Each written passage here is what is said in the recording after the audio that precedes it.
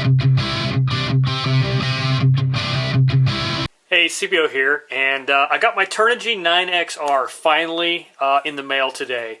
It took nearly a month to get it from the Hobby King International warehouse, and just has been a long wait. I got it as an in-between radio. I'm leaving the Spectrum family. My current radio is my trusty DX6i, which is a fantastic radio, particularly for starting out. But I began to start to want more out of my transmitter than I was able to get out of the DX6i. Some of it's more channels, some of it's more capabilities. I'm really a fan of open operating systems or firmware, mostly because I think crowdsourcing development gets a lot of interesting features and is, quite frankly, not nearly as buggy as I think a lot of people are afraid of. So why did I go with the Turnigy 9XR? First of all, this is not going to be a typical unboxing video. Ooh, look how cool it is. There are tons of those out there. I'm way late to this party. So if you're looking for a, show me all the cool features about this transmitter and sell me on why I should buy it, wrong video for you. What this video is, hey, CPO got a new 9XR. What's next? What do I do with it? How do I get it working? How do I get it operating with my environment? How do I load OpenTX on it? All of that stuff. So, I wanted more out of my transmitter that I could get with the DX6i. And eventually I want to move to a Tyrannus as my primary, the FreeSky Tyrannus as the primary radio. And then use this as a secondary student radio perhaps.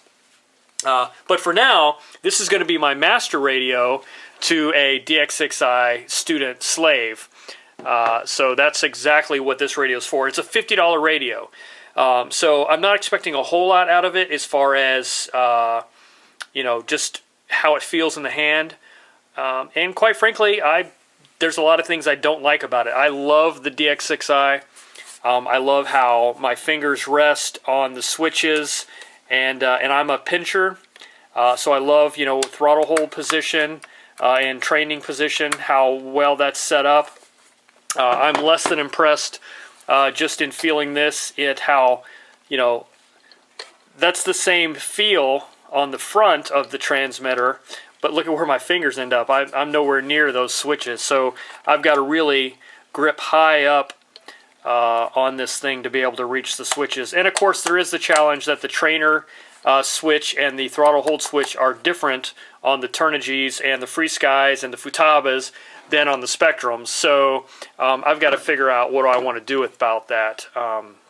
Initially I was thinking I was going to swap them. I don't know. We'll play it by ear. But for right now, it is what it is. Here's the radio. I just pulled it out of the box. It came with this foam pad and this little quick start guide, which I think is absolutely hilarious. The quick start guide says RTFM, which is the first M that tells you to RTFM. So that I've seen. I think it's pretty cool, and actually it's pretty dead on, right? This is a quick start guide. It's not the manual, so go read the full manual in case you were wondering what that F might stand for, or other things. So anyway. This is the radio. I've done nothing with it other than pull off the plastic. And now I'm trying to figure out what's next. So I figured I will just bring you along on this journey with me as I look at getting it bound to some of my existing DSM2 receivers through the orange module I bought, and to some FreeSky receivers through the FreeSky module I bought. I want to get telemetry working. I want to get OpenTX on this. Lots of big plans, but for now I just want to get it running. So right away, I need battery. This is nothing new. It took me a while to figure out what this is for. I actually had to go look at it on the internet, on the forums, to see what this is for. And apparently, this is to help you fill up space in the battery compartment. I did buy the Turnigy special-made battery for the 9XR that's got the over-under discharge protection. Do it if you want. I figured, what the heck, I may as well get a dedicated battery for it. But this will take any 3S battery, and it basically just uses the balance port for power. So I've got this charged up. and that goes in there, and then that will fit in there somehow. And then I'm guessing that this is supposed to go into that compartment to help keep this battery from jockeying around. So at least that's what I can tell from reading. I wonder how it fits. Let's just take a look.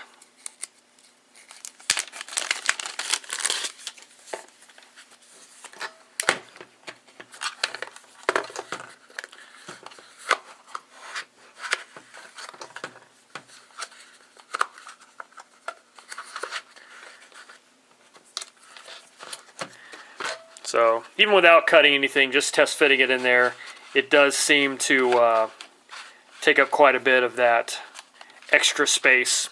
I guess they have to make it big enough to handle any battery size, and then you get to use the foam cutout to take up all the extra space. I'm just going to squeeze this in here for now. This is kind of dumb. You guys all know this by now if you've watched any reviews, that the top of the balance plug pushes up against the battery back. That's kind of lame. Anyway, so there it is. Power this big ugly transformer toy looking thing on, and that's what I think of when I see this. Is it reminds me of an old transformer toy. I hate it. I do not like this silver faceplate. I will probably plastic dip this or something just to make it look differently. But I don't know. Maybe it's growing on me more than I expected. But at any rate, I hate the cheap chrome look on anything. It's still the radio for me right now as a $50 radio. I mean, like it or not, I did look at buying the original 9X radio just because it is so well regarded as far as just how it feels in the hands, which this has seemed to be a departure from. But I wanted some things that this brought to the package already, which is like backlighting. It comes with the programming port already built in, so that I can upgrade the firmware. Oh, here's the and I have a cable for that. So there's a lot of things that this has. More memory that I wanted to take advantage of. So I would have loved to have the guts of this in the old 9X body, but alas, that's not how it is. Wow, somehow I ended up in a calibration mode. Interesting. I don't know what I'm doing, but that's why I'm here. I'm going to learn this stuff. There we go. And figure it out. So I guess the next thing I want to do is actually properly cut this battery foam to fit my battery that I'm going to use. And I had to buy this battery separately. It did not come with it. It wasn't expensive. But it only comes with literally this piece of foam and this little quick start guide, and that is it. So no modules. You have to buy your module depending on which protocol you want to use. If you want to use a programming card, you've got to buy it. I bought this one online that I'll use for programming, and that's it. Let me get this battery put in, and then I'll figure out what I'm supposed to do next with this. All right, so I got my little foam battery compartment thing done here. I'll just show you what I did. Do what you want to do. Your mileage may vary. I just put 2 tabs here on either end. You can see how the middle doesn't actually touch anything, but those 2 tabs would press against the outer edges of the battery. And then basically I just have foam on both edges and then right down the bottom. So it should be in a nice little cocoon of foam right there. And of course you just have to be careful not to bugger up those wires when you put this thing on.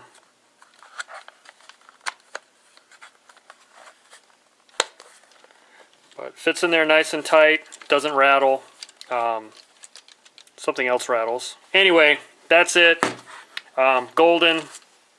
I do like the little handle. That's kind of cool. So now what? Now, I guess before I do anything, I want to put OpenTX on this. I have no intention of learning ER9X, which is the default firmware. I really truly just have plans from the start of running OpenTX. So that's probably what I'm going to do next, is just install that. So let's do that.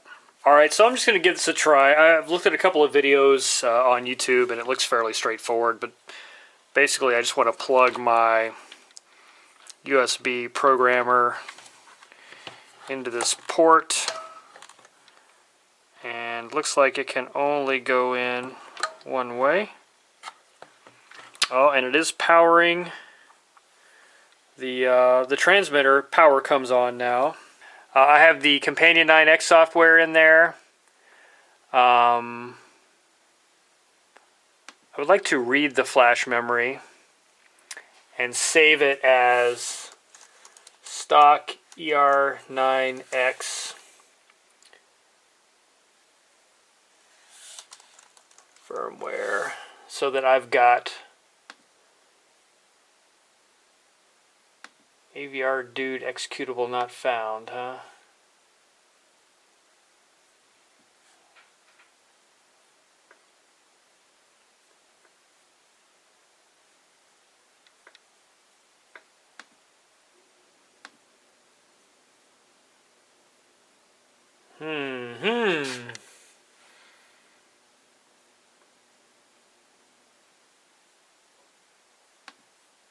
Alright, let me figure this out. Holy moly, that was a pain. So I needed AVR dude to, you know, communicate with the chip inside the transmitter, and it didn't get installed as part of the Companion9x installation. Not sure why, but anyway, I went and found it. Where did I go to get this? I went and got cross-pack for AVR development, which basically is has a Mac installer, and found where it put AVR dude and added that. So now I'm going to read flash memory, read flash to file, and I'm going to call it stock ER9X from 9XR. So I can always go back to stock if I want to. Hey, and it's reading. There's progress for you.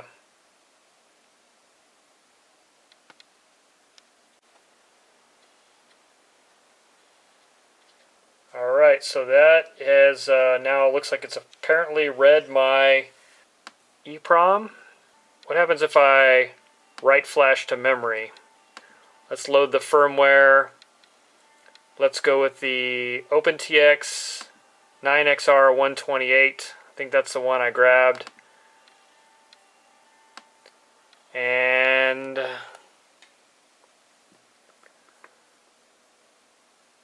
oh, cool. So you can back up and restore existing EEPROM. Sorry, I'm just kind of going through this. It's all new to me, so you're seeing it with me at the first time here.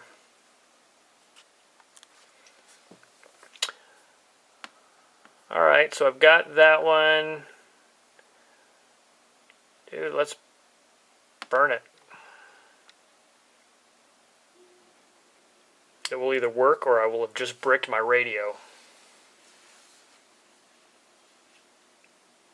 Cross your fingers I didn't brick my radio. Let's go for that. While that's loading, here is where I found that AVR dude in this cross-pack for AVR development site. So it's obdev.at is the website. Let's go back to 9X. My brick status. I should have clicked show details.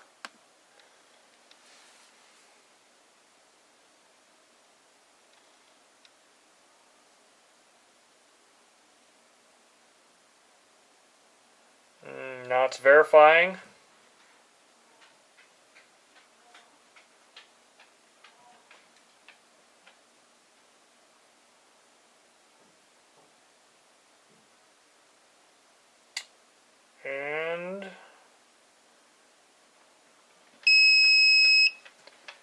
Finished correctly. I do have a warning here. It says bad EEPROM data. Press any key. Formatting EEPROM. Oh, OpenTX. Throttle warning.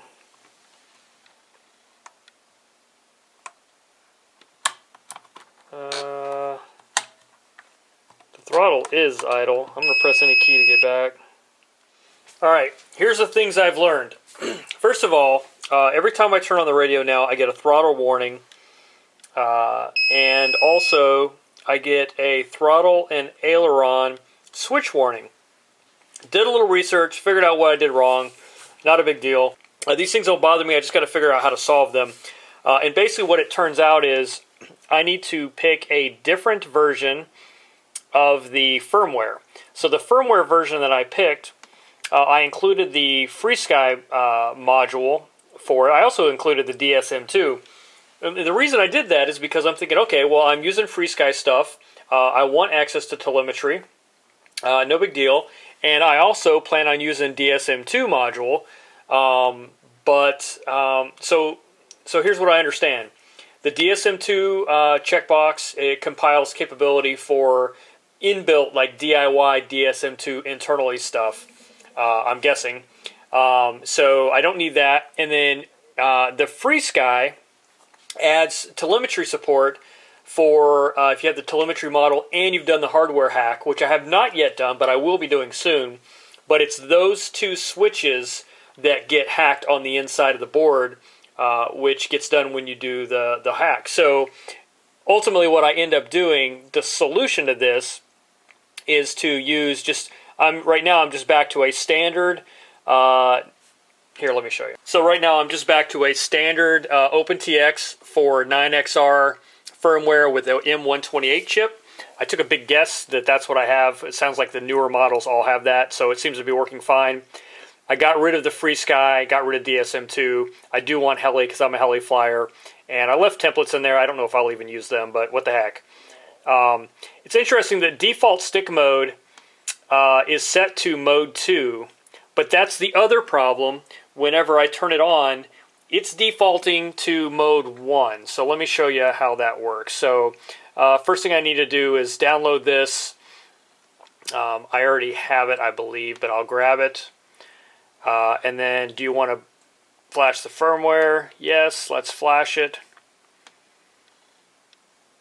And sometimes I get this problem, which is basically did not work correctly. There's a AVR dude error that could not find the USB device.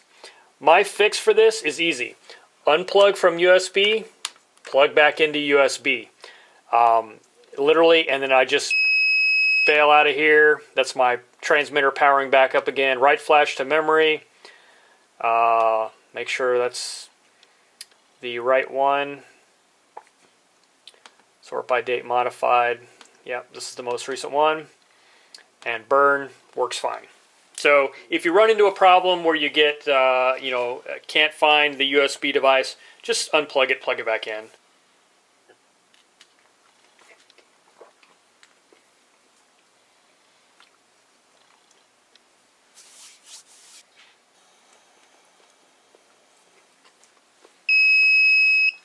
Alright, looks good.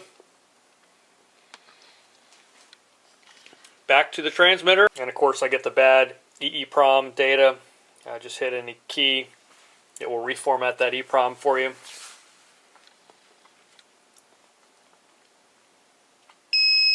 Alright, so I still have the throttle warning. And got throttle. Anyway, press any key to start. Let's get those sticks calibrated. Alright, the other thing on calibrating of sticks is my understanding on this particular transmitter, you don't want to go to the corners. Just do X patterns. So I'm going to hit menu, sticks are center, perfect, menu, move sticks and pots. So I'm just going to go, you can kind of see, I'm literally doing a cross pattern, not hitting all the corners like I would normally do on a calibration.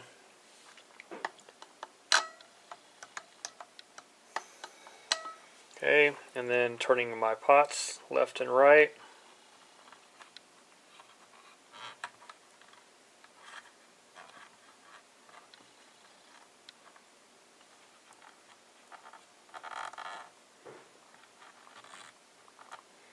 Okay, menu.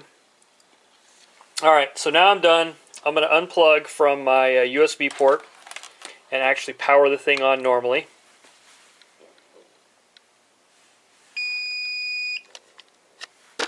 And it's invisible. There we go. So throttle not idle. The backlight's totally washing out on this. I apologize for that. So let me turn off the backlight here. Alright, so backlight is off. And that way you can see it. So I'm in the radio. What I want to do is long press left to get into the radio setup, and I can go straight, hit the arrow up to go down to the bottom of the list, and you can see right here at the bottom it's defaulting to mode 1 even though I told it mode 2. So if I hit the menu button here, which is this button right here, it will allow me to change that to mode 2. And now I can exit out of here, and when I turn the radio off and then on,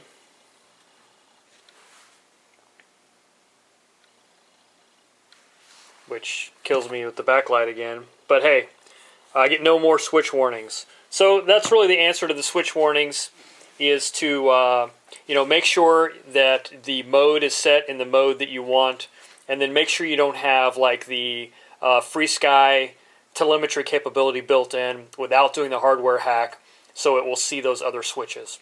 But right now, basically my switches my pots are calibrated, my sticks are calibrated, and I'm ready to start loading some models. I guess I still need to plug in a module, but that's coming up soon. So at any rate, hope that was helpful. A little bit of troubleshooting always required. I'm going to turn my backlight back on before I forget, because I really like the backlight.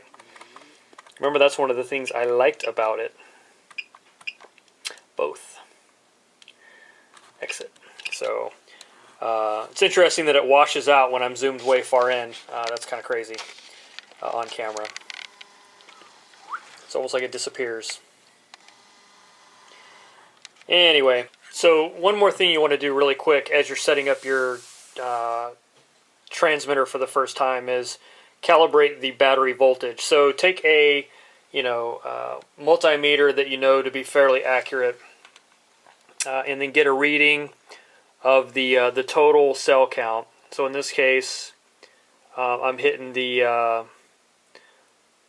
negative and then the third cell, which should have the total count of 12.38 roughly. You can also hit it off of this little discharge cable if you like, but it was just easier for me to hit it off the balance plug because those are bare connections. Just be careful, don't short your battery out. So 12.38 is what I'm reading on the multimeter. Let's see what the transmitter shows. Get all this put back in here.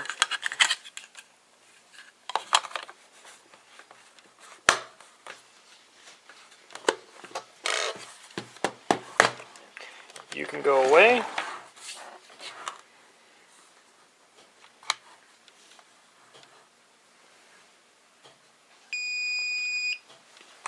Okay. Going into the battery calibration right here. And it's at 1.2 volts. So I want that to be 12.3, I'm going to say 12.4. And then that's going to match with what I have out of my multimeter. So that's basically how you'd calibrate your battery meter on your transmitter. So if I hit exit, get back to the main screen, this voltage now is reading more accurately what it should for my battery. Anyway, that's that.